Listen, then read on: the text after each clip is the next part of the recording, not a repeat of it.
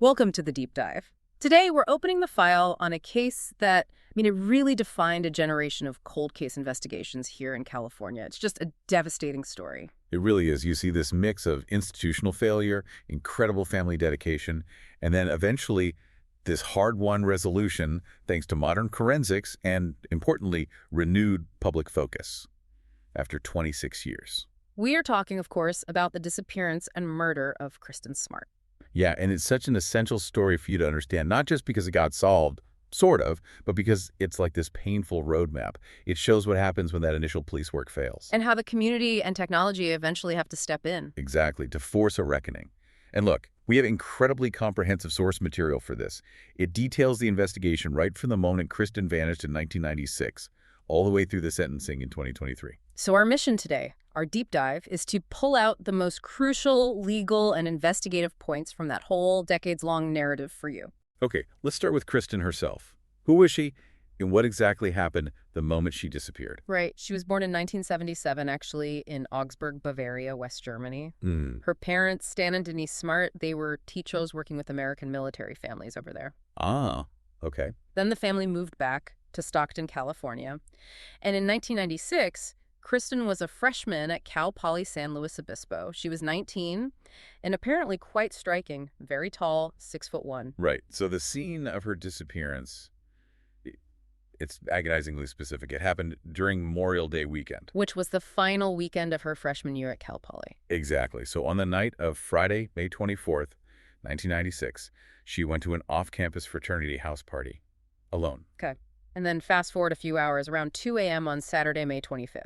This is where things get really murky. She was apparently found passed out on a neighbor's lawn near the party house. Yeah, and two other students, Cheryl Anderson and Tim Davis, they tried to help her, started walking her back towards her dorm, which was Muir Hall. Right. And this is where the whole thing takes that sinister turn.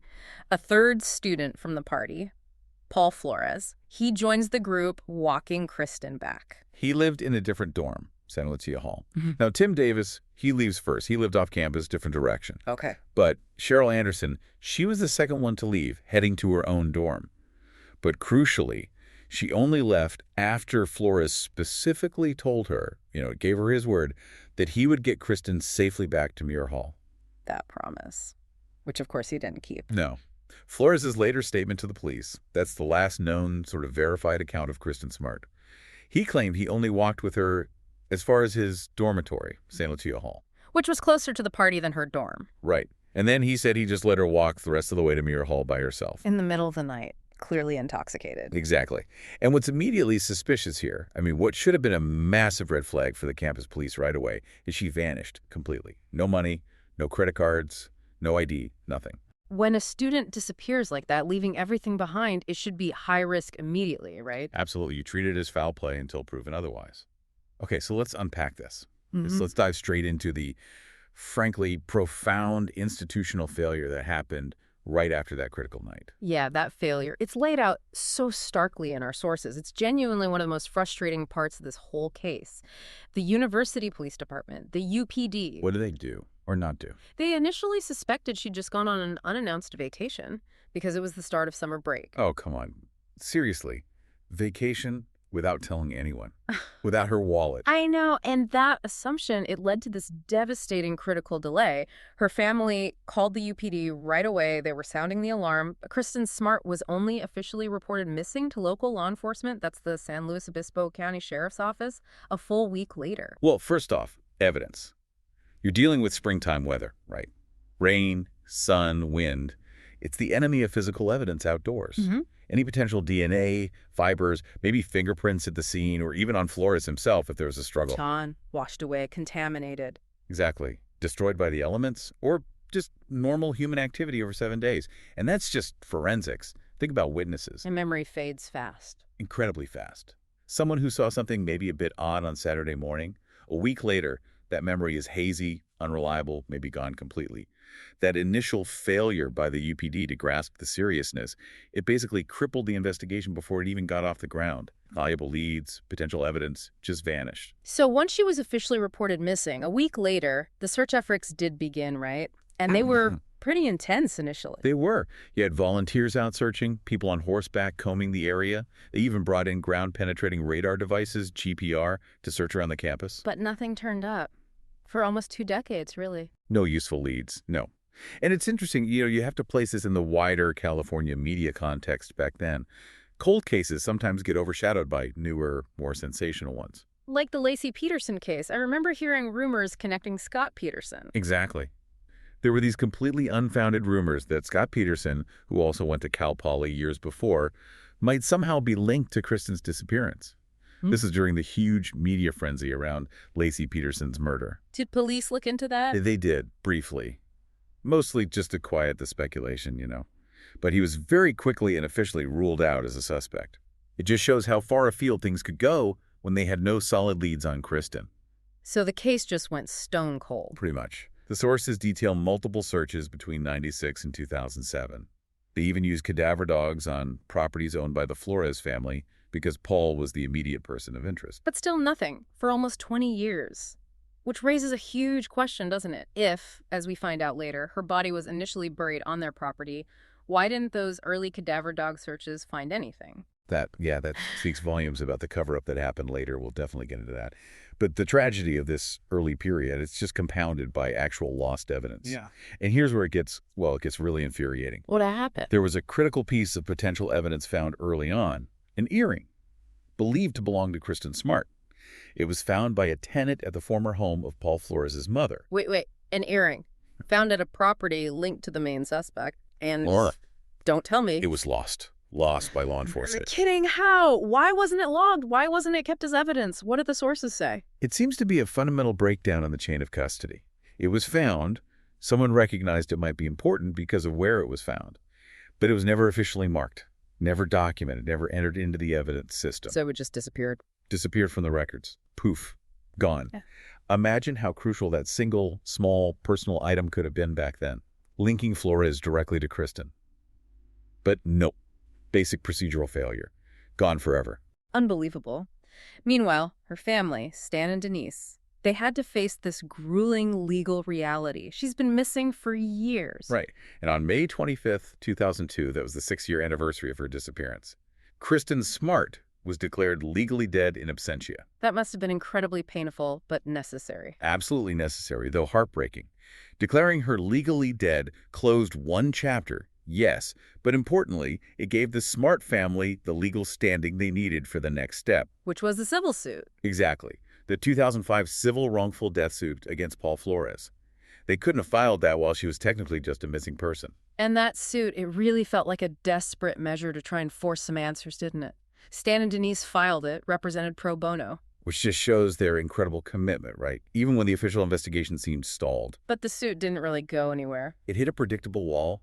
Paul Flores invoked the Fifth Amendment, refused to testify, arguing it could incriminate him in a potential criminal case. So, without his testimony, and with no real physical evidence back then, the Smarts were essentially forced to drop the civil suit. They couldn't compel him to talk. And then, didn't the Flores family actually sue the Smarts? Yeah, in this really bizarre, aggressive move around 2006 or 2007, they filed a counter-lawsuit against Stan and Denise for emotional distress. Seriously, did that go anywhere? No, thankfully. Our sources make it clear it was unsuccessful, thrown out pretty quickly. But it just highlights the antagonism, the legal battle lines drawn between the families. So by the late 2000s, the case is just stuck. Legally, investigatively, everything. The Smarts had tried every possible avenue. Completely stuck in limbo. It's a really bleak point in the timeline. Okay, let's jump forward to the 2010s, because this is when we start seeing the first real signs of change, right? The San Luis Obispo County Sheriff's Office finally seems to take ownership. Yeah, they dedicated significant resources, finally. They spent thousands of hours, thousands of dollars doing this massive internal cold case review, basically re-examining everything from scratch between 2011 and 2016.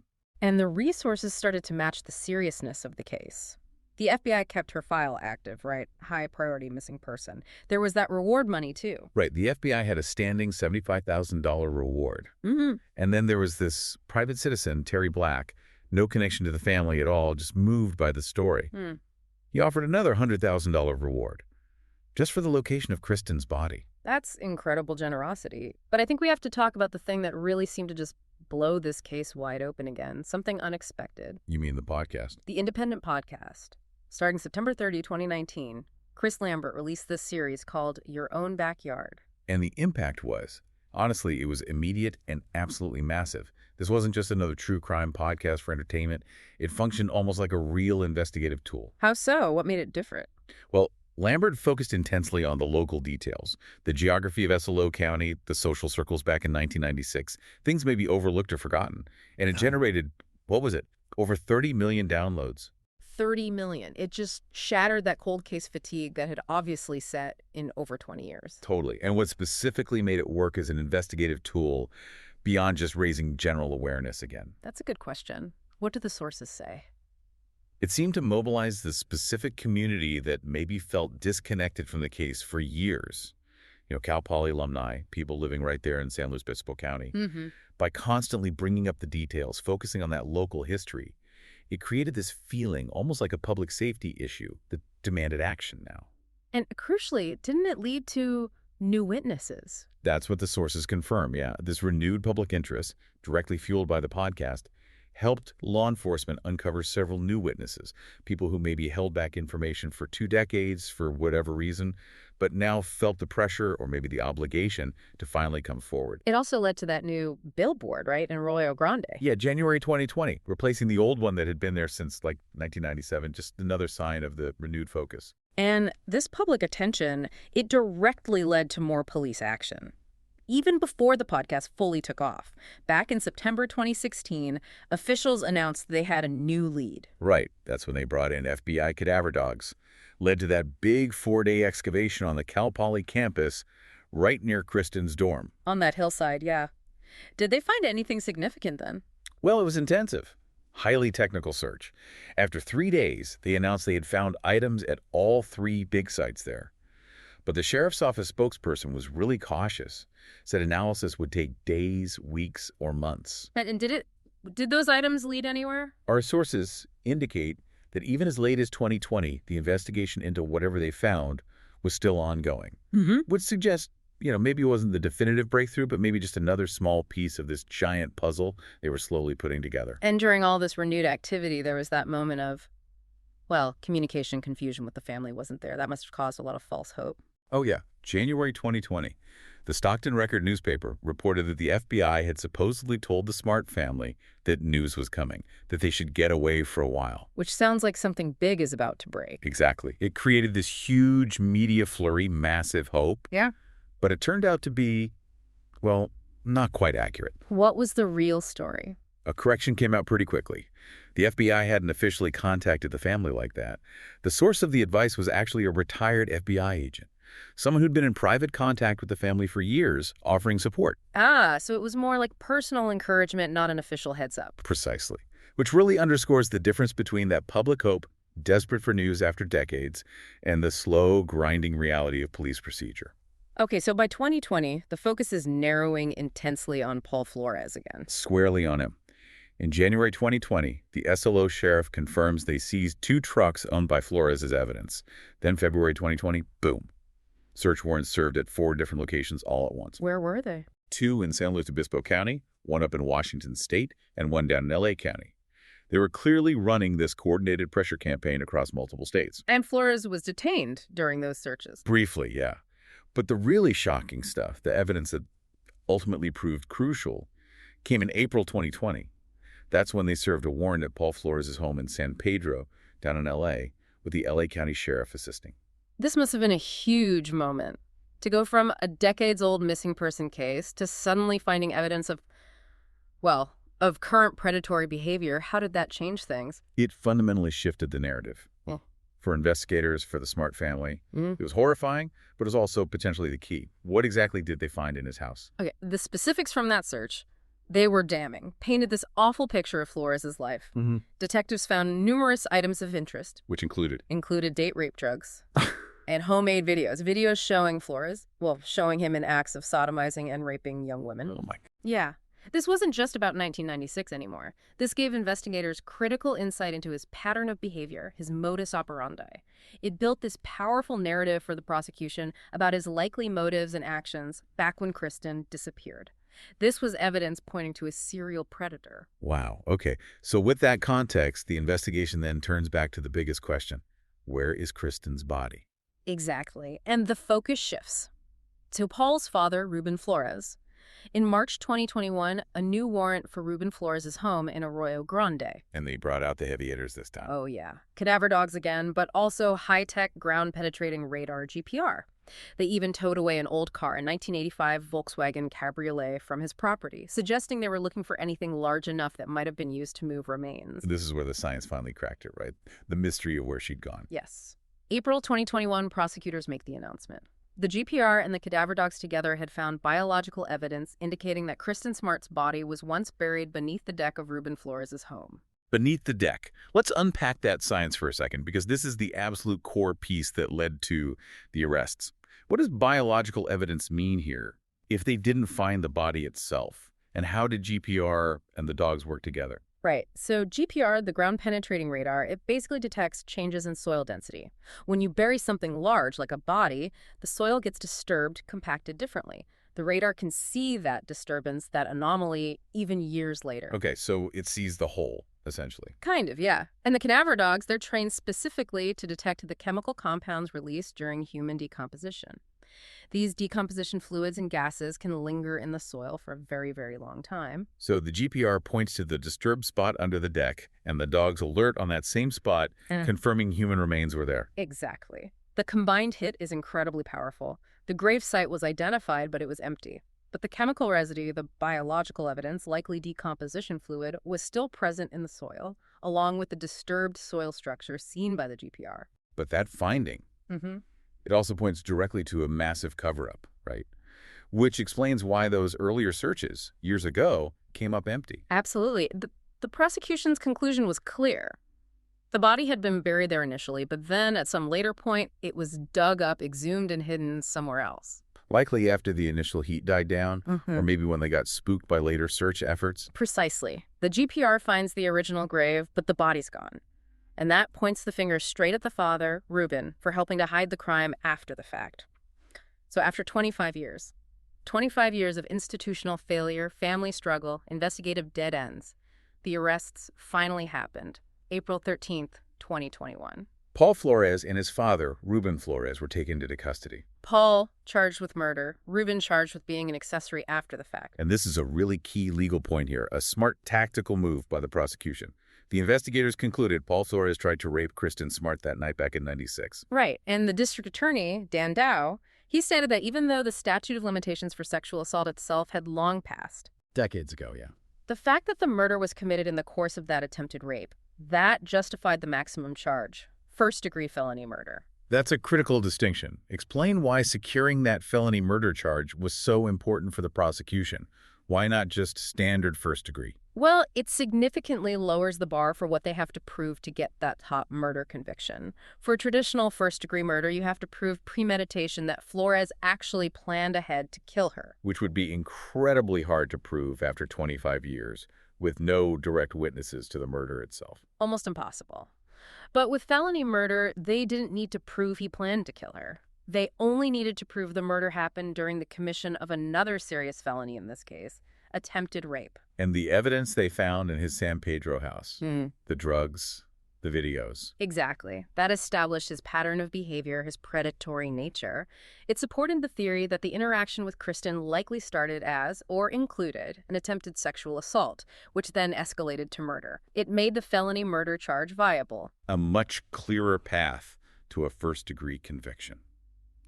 So, the trial itself. It gets complicated. Highly complex and very publicized. It was supposed to start in April 2022, but it got delayed. The defense won a change of venue motion. Because of all the publicity in San Luis Obispo County. Too hard to find an impartial jury there. Precisely. So the whole trial was moved north to Monterey County, heard by Judge Jennifer O'Keefe. And then there was the really unusual setup with the juries, right? To try and ensure fairness, given all the pretrial publicity and the fact they were trying father and son together, but for different crimes. Yeah, they used simultaneous, separate juries. One jury just for Paul Flores, deciding the murder charge, and a completely separate jury just for Ruben Flores, deciding the accessory charge. Wow. That must have been a massive logistical challenge for the prosecution team. How did that work in practice? Well, think about it. You're essentially running two trials at the same time in the same courtroom. Right. The prosecution had to present the same core evidence package. The GPR findings, the dog alerts, the witness accounts of Kristin walking with Flores. They had to present all that twice. Once for each jury. Exactly. And they had to tailor their arguments carefully. For Paul's jury, focus on him as the killer, the rapist. For Ruben's jury, focus specifically on Ruben's actions after the murder, the alleged moving and hiding of the body. That sounds incredibly difficult to manage, keeping the narratives clear and separate for each jury. Extremely difficult. A very long and complex presentation. And even with all those precautions, they still ran into jury problems, didn't they? They did. In Ruben Flores' case, specifically, one of the jurors had to be dismissed. Why? Apparently, the juror had discussed the case with his priest, seeking spiritual guidance because the stress of the trial was getting to him. Oh, wow, you can't do that. Discussing the case outside the jury room? Absolutely not. Yeah. So the judge had to dismiss him. An alternate juror was seated. Which meant that specific jury, Ruben's jury, had to completely restart their deliberations from the beginning with the new member. A significant delay, and just highlights the intense pressure and emotional weight of a case like this. Decades in the making. Okay, so eventually, after all that, the verdicts finally came down, October 18th, 2022. What did the two separate juries decide? What does it all mean? Well, the separate juries reached two very different conclusions, which I think reflects the different burdens of proof and maybe the specific evidence presented against each man. Paul Flores' jury found him guilty. Guilty of? Guilty of first-degree murder, the maximum charge. A huge victory for the prosecution and the Smart family. Okay. And Ruben Flores, the father? Ruben Flores' jury found him not guilty. Not guilty of being an accessory after the fact. Wow. So Ruben walked free. He walked free, which, yes, must have been a very difficult, complex, emotional outcome for the Smarts, even with a conviction of Paul. Why do you think Ruben was acquitted? The evidence about the body being buried under his deck seemed pretty strong. It did seem strong. But proving accessory beyond a reasonable doubt has specific legal elements. The prosecution needed to convince the jury not just that Ruben knew about the body, but that he actively and intentionally helped Paul conceal it or evade capture. Maybe that specific jury felt there wasn't enough direct evidence of his actions, despite the GPR and dog alerts pointing to his property. It's a high bar. So Paul gets convicted. What was the final sentence? The final legal closure, at least for the trial phase, came on March 10th, 2023. Paul Flores was sentenced to 25 years to life in prison. Where is he serving that time? He's currently at California State Prison, Corcoran. And hasn't his time in prison been eventful already? That's putting it mildly. It's not uncommon for inmates convicted of these types of crimes, sexual violence, to be targeted. Our sources say he was attacked twice with improvised weapons, shanks, by other inmates while he was at a previous prison, Pleasant Valley State Prison. So they moved him to Corcoran after that? Seems so. And we should note, he is appealing his conviction. His lawyers argued he didn't get a fair trial because of all the publicity. Oral arguments for that appeal were heard just recently, October 9, 2025, and a decision is expected within 90 days of that. So that legal chapter isn't completely closed yet. Yeah. But, beyond the conviction itself, Kristin Smart's tragedy, her case, it left this really lasting, important legal legacy in California, something that actually protects students today. You're talking about the law passed in her name. Exactly. That initial negligence, the really poor judgment shown by the University Police Department back in '96, it spurred immediate legislative action. Resulting in the Kristin Smart Campus Security Act. And this wasn't just some local initiative, right? It was state level. Oh, yeah. State Senator Mike Thompson wrote it and sponsored it. And its passage really showed how outraged the state legislature was by that initial police failure. How did the vote go? It passed overwhelmingly, 61-0 in the California state legislature. Then Governor Pete Wilson signed it into law on August 19, 1998, and it became mandatory statewide the following January. So this wasn't just a suggestion or a new policy guideline. It was actual law. Absolutely. It fundamentally changed how campus security must operate in California's public educational institutions. So what does the law actually require? What are the specific actionable things that changed student safety because of this? Basically, it ensures that campus police can never again just dismiss a disappearance like Kristin's as an unannounced vacation. The act mandated that every public college, every publicly funded educational institution in California must create explicit written agreements with their local external law enforcement agencies. Like the local sheriff's office or the city police. Exactly.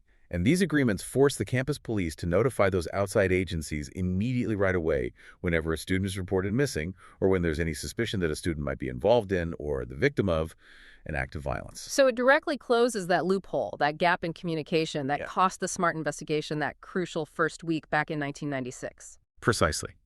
It forces coordination and ensures that serious cases get escalated to the agencies with more resources and jurisdiction immediately. It's a tragic legacy, obviously, born from terrible circumstances, but there's no question it makes students safer on public campuses in California today. Wow. So this deep dive, it really just highlights the sheer tenacity required for justice sometimes, doesn't it? You've got decades of institutional failure on one side. Yeah, starting right from that initial UPD response in '96, the lost evidence like that earring, just years and years of cold trails, failed searches, hitting dead ends with the civil suits. Pitted against the absolute dedication of a family who just refused to give up. And then finally, the investigative innovation driven by, well, renewed resources and that incredible surge of public interest. It really was that specific combination of factors in the 2010s that finally broke it open, wasn't it? You had the sheriff's office putting in thousands of hours on the internal review. You had the massive, sustained public pressure, amplified hugely by that independent podcast, Your Own Backyard, which actually helped uncover new witnesses. And then the technology, the eventual success of the GPR and the cadaver dogs, finding that definitive biological proof on Ruben Flores' property. Exactly. It took 26 years, 26 long years. But Paul Flores was finally convicted of first-degree murder. It's an absolutely compelling case. It shows that even when evidence is old, fragmented, maybe even deliberately covered up, justice can still sometimes be found. It can.